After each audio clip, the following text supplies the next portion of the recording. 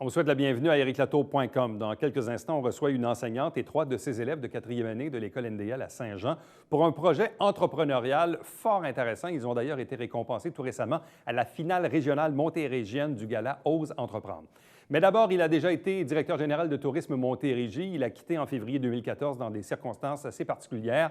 Et on est 3 ans et demi plus tard et il poursuit maintenant des employés, les anciens administrateurs, de même que l'organisme lui-même, Tourisme Montérégie.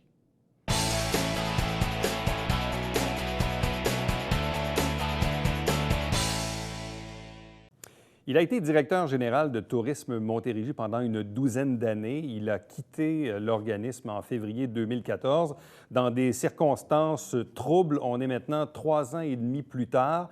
Il poursuit son ex-employeur et les administrateurs de Tourisme Montérégie pour 3,6 millions de dollars en diffamation et atteinte à la réputation. Il est avec nous. Éric Fournier, bonsoir et bienvenue. Oui, bonsoir. Bon, évidemment, c'est une cause qui, ultimement, va peut-être se retrouver devant les tribunaux. Ça peut paraître un peu complexe pour les gens qui nous regardent. Bon, vous avez été l'un des principaux dirigeants de Tourisme Montérégie pendant plusieurs années. Qu'est-ce qui fait qu'en février 2014, vous êtes appelé à quitter vos fonctions?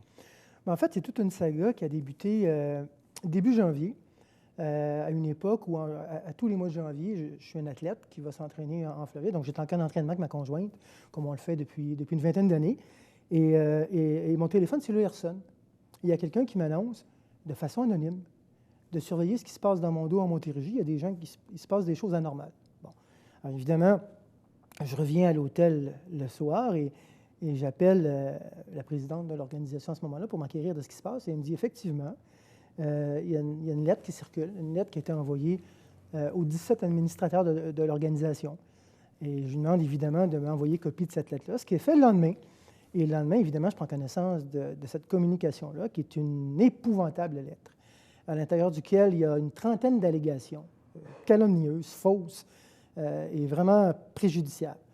Et évidemment, cette lettre-là crée une crise importante là, dans l'organisation. On vous reprochait quoi? Oh, dans la lettre, je vous dirais à peu près tout.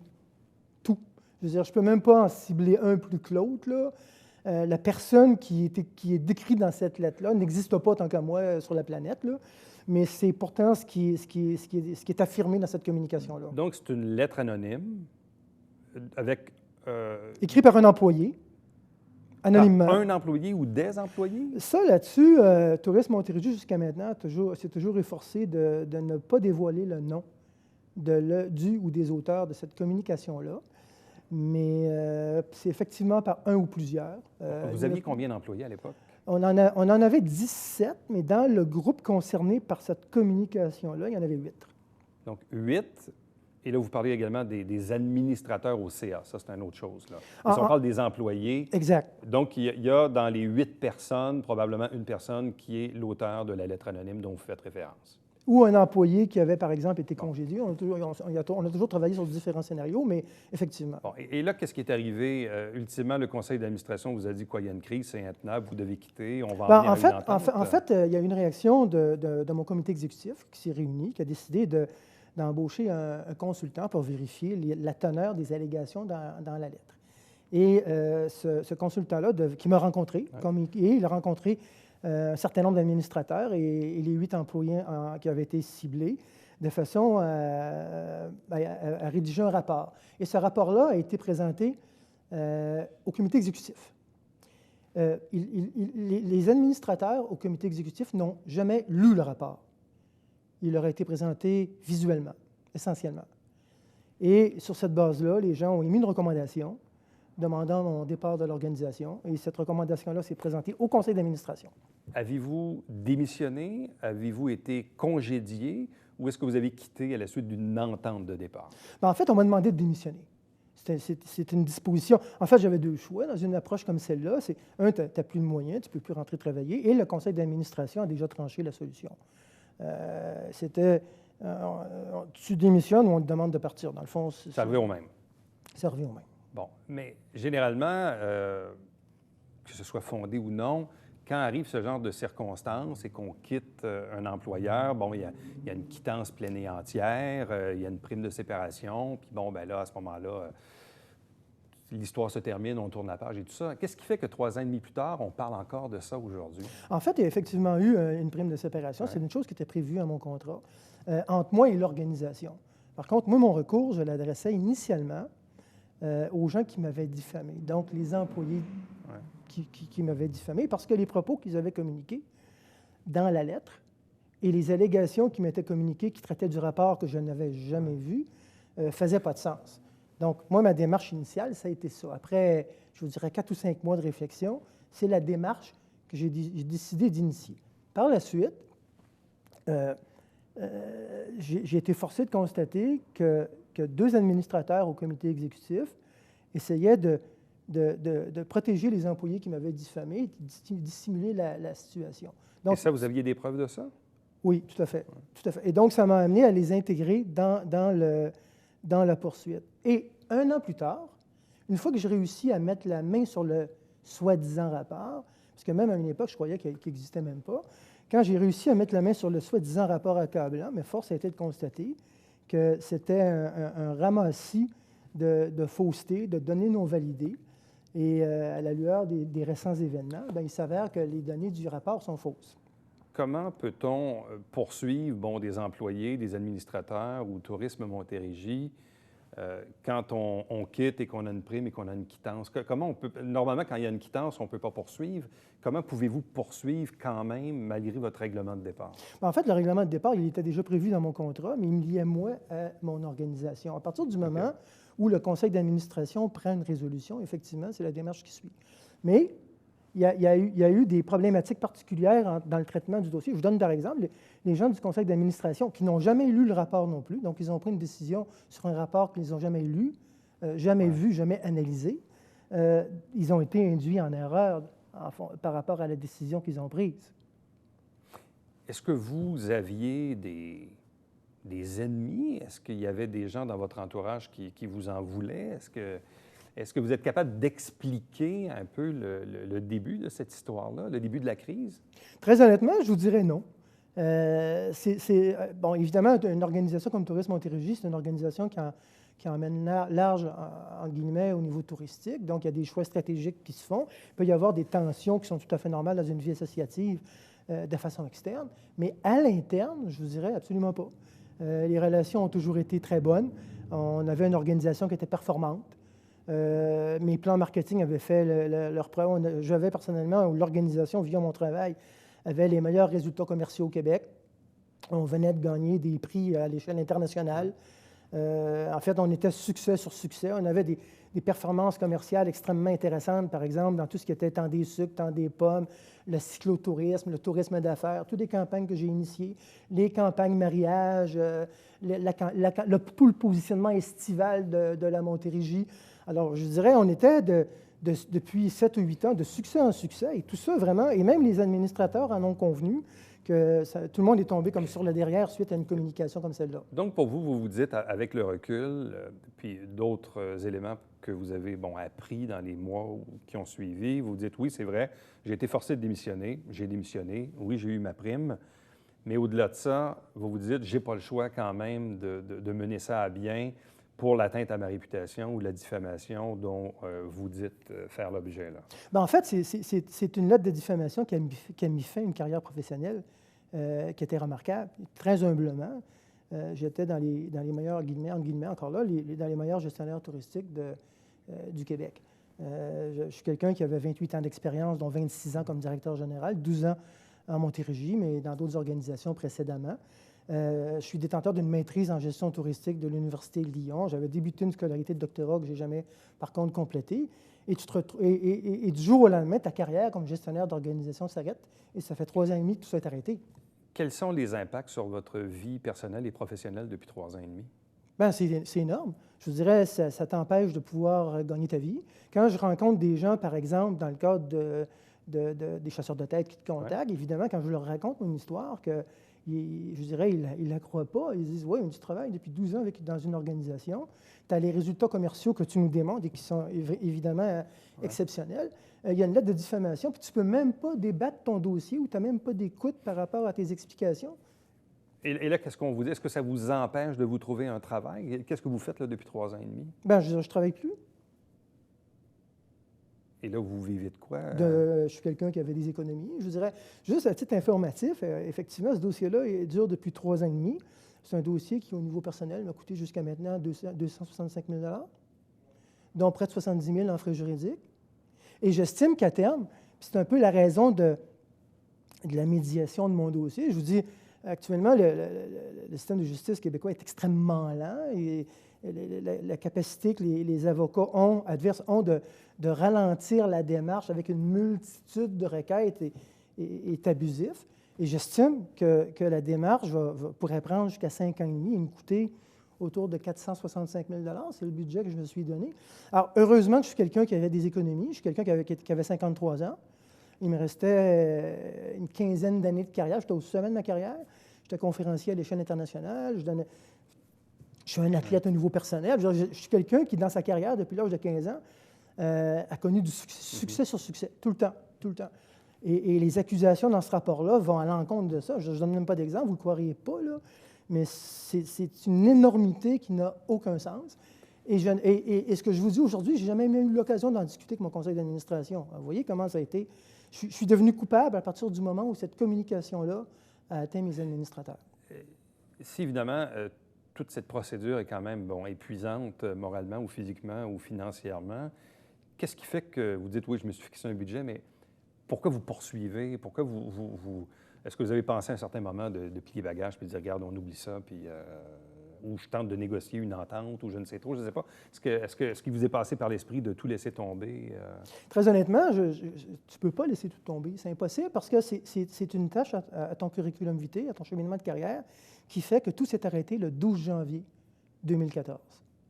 Une fois qu'on s'est dit ça, lundi matin, personnellement, je ne peux rien faire d'autre. Quand je rencontre des chasseurs de tête pour des emplois, et les emplois à mon niveau sont très, très rares, je suis quelqu'un qui est à un cadre supérieur, comme je vous disais tout à l'heure, 28 ans d'expérience, maîtrise, de niveau maîtrise. Les emplois sont extrêmement rares au Québec à ce niveau-là.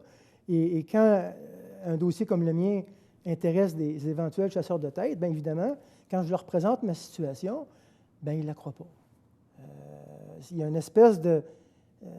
puis je dirais, on fera la preuve en cours le temps venu, mais cette situation-là est tout à fait spectaculaire. Avez-vous une date d'audition prochainement? Est-ce qu'il y a un procès qui est fixé? Est-ce qu'il y a quelque chose qui va Actuellement, procéder? comme je vous disais, on est devant une requête d'un des avocats adverses et tout ça va être tranché par le juge en septembre prochain. Donc, on est 5-6 mois arrêtés, il ne se passe rien là, pendant tout l'été, sur une requête qui va être tranchée à notre faveur par le juge, mais ils auront étiré le processus ils l'auront étiré de 6 mois supplémentaires. Vous voyez comment la situation est aberrante. Qu'est-ce qui vous garde en vie?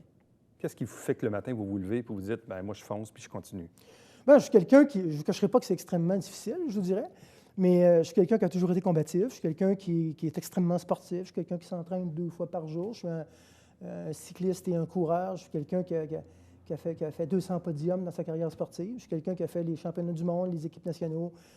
Donc, le sport est une composante importante, mais je ne vous cacherai pas que ça a un impact important sur ta vie personnelle, sur ta conjointe, sur ta famille, sur tes amis. C'est jusqu'à ce qu'on voit le rapport, les gens ne croyaient pas ce qui se passe. Les gens disaient, oui, mais tu as été traité comme comment ça se peut. Tu sais, j'étais quelqu'un qui était dans le haut de la pyramide, puis du jour au lendemain, tout ça s'effondre. Je sais que ça n'a aucun bon sens, mais et quand on a réussi à mettre la main sur le rapport, puis que ma conjointe l'a vu, ou que mes amis l'ont vu, ils n'en revenaient tout simplement pas. Ils disaient, voyons donc, ça n'a aucun bon sens. Et c'est ce que je vais faire valoir en cours au moment opportun. Mais ce qui est épouvantable, M. Latour, c'est que vous parliez de Tourisme Montérégie. Je dirais Tourisme Montérégie, là-dedans, et le théâtre où ça s'est passé. Mais en fait, la diffamation, elle provient de quelques individus qui sont actuellement les dirigeants de cette organisation-là ou qui y travaillent.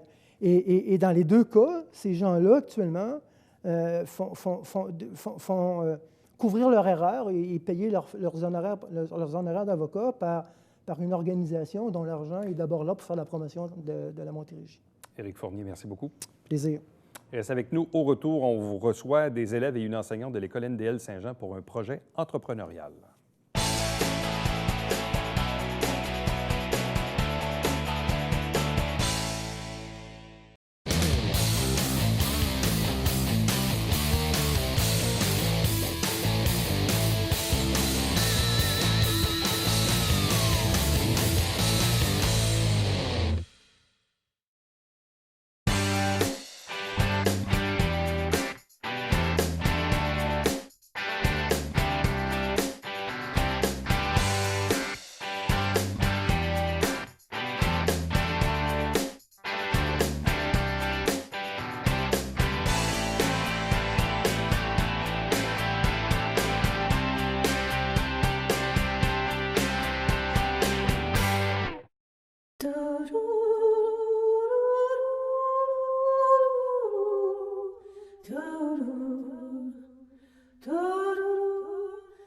Coulisses Bêta, jeudi, 19h.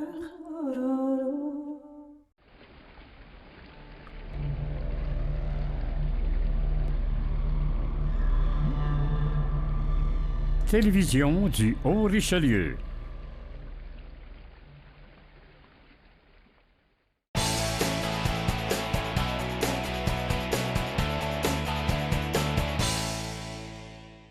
Vous savez qu'il n'y a pas d'âge pour devenir entrepreneur et d'ailleurs, on cultive ça très, très tôt chez nos jeunes, principalement dans les écoles, que ce soit au collégial, au secondaire ou même au primaire. C'est le cas de l'école NDL à Saint-Jean-sur-Richelieu. Et d'ailleurs, cette équipe a remporté lauréat d'un prix au gala Ose entreprendre, qui était autrefois le concours québécois en entrepreneuriat, la finale régionale en Montérégie. C'est un projet particulier qui s'appelle la boutique d'Ariane des causes humanitaires. 4 invités pour nous en parler. D'abord, l'enseignante de 4e année de l'école NDL Saint-Jean, Ariane Larocque. Bonsoir à vous. Bonsoir. Accompagnée de 3 de ses élèves, Émilie Larouche. Bonsoir. Bonsoir. De même que Renaud Morissette. Bonsoir. Bonsoir. De même que Nathan Sonnet-Pinard. Bonsoir et Bonsoir. bienvenue. Bon, tout d'abord, Ariane Larocque, expliquez-nous un peu de quelle façon se vit les projets qui émanent de ce qu'on appelle les projets qui visent à faire de nos jeunes de futurs entrepreneurs. En fait, le projet entrepreneurial que nous, on a développé, c'est un projet, bien, je peux vous en parler Oui. tout de suite peut-être. On a décidé, les élèves et moi, de faire une entreprise de fabrication et de vente de savon. Alors, tout d'abord, au tout début de l'année, on a discuté ensemble de parrainage scolaire et on a décidé de faire une action, donc de parrainer un enfant en Haïti pour 1 an. Donc, on a fabriqué des savons et on a rencontré quelqu'un qui nous a parlé du parrainage en Haïti. Puis, suite à cette rencontre-là, il est arrivé l'ouragan Mathieu qui a dévasté Haïti. Et là, les enfants ont été vraiment touchés et m'ont demandé est-ce que l'école de notre parrainé est atteinte aussi. Alors, ce qu'on a décidé de faire, les élèves ont décidé d'envoyer tous les profits qu'on ferait de notre première vente aux sinistrés en Haïti. Donc, c'est ce qu'on a fait. Et par la suite, on a ramassé de l'argent qui nous a permis de parrainer même 2 enfants plutôt que seulement 1. Et là, ensuite, c'est envenu plusieurs projets par la suite. Notre but, en tant qu'enseignant dans les projets entrepreneuriaux, c'est de rendre les apprentissages concrets, le plus concret possible, pour donner un sens, dans le fond, aux apprentissages qu'ils font. Bon. Explique-nous, Émilie, ton rôle. Qu'est-ce que tu as fait, toi, dans ce projet-là? Bien, notre comité, c'était communication. J'étais avec 4 autres personnes. Puis nous, notre but, c'était d'aller dans les classes puis leur parler de ce qu'on allait faire pour qu'ils puissent venir nous aider à acheter des savons et des chocolats. Et finalement, est-ce qu'ils vous ont aidé? Oui, beaucoup. Ça a porté fruit. Oui. Et dans votre plan de communication, quels étaient les arguments pour leur expliquer le projet, pour les convaincre de s'impliquer? C'était quoi les arguments que vous donniez pour les convaincre? Ben, les enfants là-bas, ils étaient pas super riches, puis ils avaient beaucoup besoin d'aide. Puis on les a beaucoup aidés, puis on a fait beaucoup d'autres dons, puis ça a aussi aidé beaucoup d'autres gens. OK. Et parmi les personnes qui vous ont aidé, est-ce que ce sont des élèves des autres classes de l'école, autant des plus jeunes ou des plus vieux? Oui. Ah oui, les deux? Bon. Explique-nous, toi, Renaud, tu t'occupais du volet web. Ça consistait en quoi? On était 4, puis on devait faire le site web. On ajoutait on avait des nouveaux produits pour Pâques, bien on ajoutait les produits qu'on avait faits pour Pâques. Puis, mettons, à Noël, on faisait la même chose, puis à l'Halloween, puis à la fête des mères en ce moment. Bon, est-ce que c'est difficile de monter un site web, de ramasser des éléments puis de les placer dans la Mais plateforme? le site web, c'était pas si compliqué parce que c'est mon père qui l'a fait. OK. Mais après, c'est nous qui s'en occupions puis qui mettait les choses puis qui s'en occupaient. Et est-ce que les gens à l'école l'ont beaucoup utilisé pour aller voir ce qu'il y avait sur le site? Ouais, ils allaient sur le site, puis là, ils commandaient. Puis ceux de l'école, bien, ils mettaient leur nom parce qu'on a mis tous les noms des personnes de l'école. Ils commandaient. Puis là, ils venaient dans notre classe, puis on leur donnait leur commande. OK. Fait que c'était comme acheter des souliers sur Internet, là. C'était, dans le fond, c'est de l'achat en ligne. Oui. Wow! C'est bien, ça. Toi, Nathan, tu étais aussi dans l'équipe des communications. Ouais. Qu'est-ce que tu as fait, toi? Ça a été quoi ton rôle? Bien, comme Émilie, on allait dans les classes parler pour qu'ils viennent dans notre classe pour acheter des savons et des chocolats. C'était quoi la réponse des gens? Qu'est-ce qu'ils vous disaient? Bien, souvent, ça, oui, mais des fois, il y en a qui ça leur tentait pas, mais souvent, il y en avait beaucoup qui disaient oui.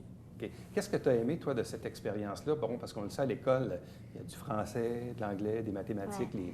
les matières habituelles, mais ce projet-là en soi, là, qu'est-ce que tu retiens de l'expérience? Bien, c'était différent que des maths puis des français, puis c'était cool de faire d'autres choses, là. En quoi c'est différent d'un cours traditionnel à l'école? Bien, on fabrique des affaires, des chocolats, des savons pour les donner, puis pour les vendre, puis après donner l'argent à des personnes qui en ont besoin.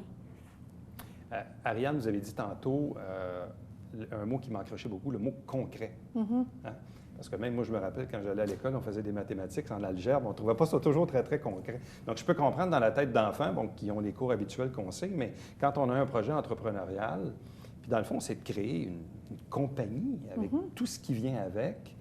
Est-ce que parfois les élèves sont étonnés de tout ce que ça implique, démarrer un projet, démarrer une compagnie? Bien oui, tout à fait. Puis je pense qu'ils se sont rendus compte qu'on était tous interdépendants.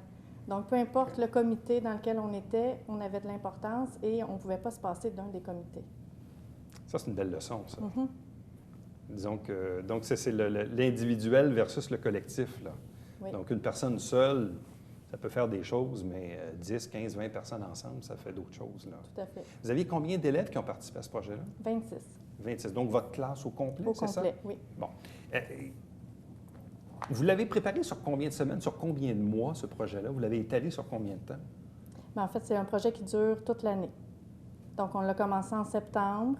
Il y a des parents qui se sont investis, des spécialistes, un spécialiste web, un spécialiste en publicité, une spécialiste comptable qui nous ont aidés, qui ont donné des formations au comité en question.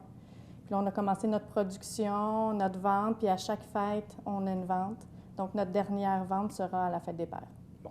À quel moment avez-vous choisi ou si vous avez été invité à soumettre votre candidature au Gala aux Entreprendre? Parce que là, il faut comprendre qu'il y a une finale locale, après il y a une finale régionale que vous avez remportée en Montérégie, puis là, après ça, vous allez représenter la Montérégie au Gala national au mois de juin à Québec, oui, je pense. Là. Donc, effectivement. expliquez-nous un peu la démarche qui a visé, dans le fond, à faire monter votre projet dans le Gala aux Entreprendre. Mais en fait, dans la classe, il y a un élève dont ses parents sont enseignants aussi et connaissaient déjà ce concours, donc ils m'en ont parlé. Puis avec eux, là, on a écrit le projet, on a pu soumettre notre candidature, puis là, après, tout s'est déboulé. Mais quand on a parti le projet, on ne s'attendait pas à ce que ça soit si grand. Nous, c'était de parrainer un enfant, c'était tout, puis là, ça a grossi, de sorte qu'on a pu aider beaucoup plus de personnes qu'on pensait. Bon. Émilie, c'était quoi ta réaction quand vous avez remporté la première finale, la finale locale, la première fois que vous avez remporté le prix? C'était quoi votre réaction? Ben moi, j'étais contente, mais pas trop surpris parce que je savais qu'on était capable. OK. T'es confiante? Oui. Puis, ben, j'étais contente. Puis, je pense que tout le monde dans la classe était content. Puis, il avait hâte d'aller à la prochain gala. Bon. Et là, le prochain gala, ça a été la finale montérégienne, l'Érablière aux Toits Rouges à Saint-Grégoire, où il faisait un petit peu chaud. Hein? Il faisait chaud pas mal ce soir-là. J'animais le gala. Et là, je vous ai vu, évidemment, monter sur scène. Toi, Renaud, c'était quoi là, ta réaction quand vous avez remporté la finale montérégienne il y a quelques semaines à Saint-Grégoire? J'étais vraiment content parce que je savais qu'on pouvait gagner, mais j'étais pas, personne n'était sûr qu'on pouvait gagner, mais quand on a gagné, bien, mon ami qui était allé m'a envoyé un message puis il m'a dit on a gagné, puis là, j'étais très content. C'est bon, ça. Et toi, Nathan, là, vous allez représenter votre projet à la finale nationale du Québec, où là, vous allez être en compétition avec probablement une quinzaine de projets et un peu plus, là, des régions administratives. Est-ce que vous êtes toujours aussi confiant de pouvoir remporter la finale nationale? Bien, je suis quand même confiant, mais ça ne veut pas dire que c'est sûr qu'on a gagné, parce que s'ils sont rendus là, ça veut dire qu'ils ont des bons projets. C'est sûr. Là, avec cette expérience-là, est-ce que vous avez le goût un jour de vous partir en affaires? C'est sûr que vous avez encore plusieurs années pour penser à votre avenir, mais est-ce que c'est quelque chose que vous souhaiteriez faire avec l'expérience que vous avez vécue? Bien, c'est sûr que c'est le fun de fabriquer des affaires pour pouvoir aider des gens après.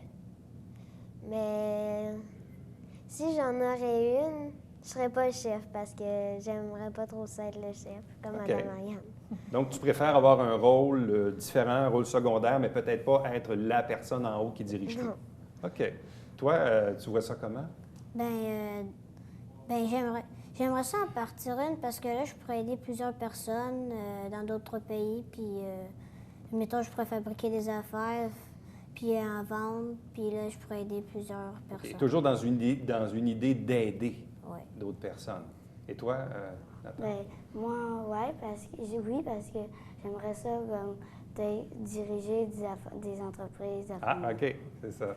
Donc, tout le monde développe un peu ses aptitudes, ses compétences, ses talents. On se découvre. Oui, tout à fait. On découvre des qualités qu'on ne connaissait pas. On développe des qualités aussi, des enfants très gênés qui sont rendus maintenant moins gênés. Vous les voyez changer en cours d'année. Oui, tout à fait, oui. Donc, vous voyez les effets du projet. Mm-hmm. Ça, c'est une belle réussite, ça. Ah, tout à fait, oui. Ça, c'est ça ma paye. C'est ça.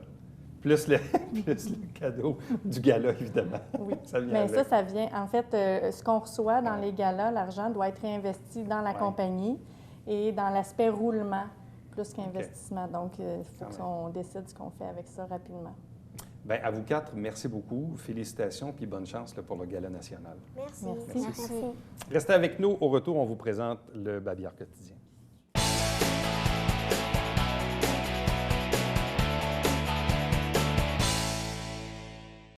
Samedi, le 27 mai, au marché public du Vieux-Saint-Jean, c'est la traditionnelle distribution d'arbres tout à fait gratuitement. Donc, si vous désirez bien sûr aller faire un tour aux heures indiquées. Chaque semaine, on vous présente des extraits des travaux du conseil municipal via l'émission Saint-Jean-sur-Richelieu. Et chaque dimanche matin, n'oubliez pas, mais c'est important, 9h30 en direct, Télébingo, 3 500 $ en prix, 30 dépositaires dans la région pour acheter vos livrets. Et puis, entre-temps, si vous désirez me joindre, n'oubliez pas, c'est par courriel, plus facile et plus rapide. Éric Lato en un mot, à commercial tvhr9.com. À demain.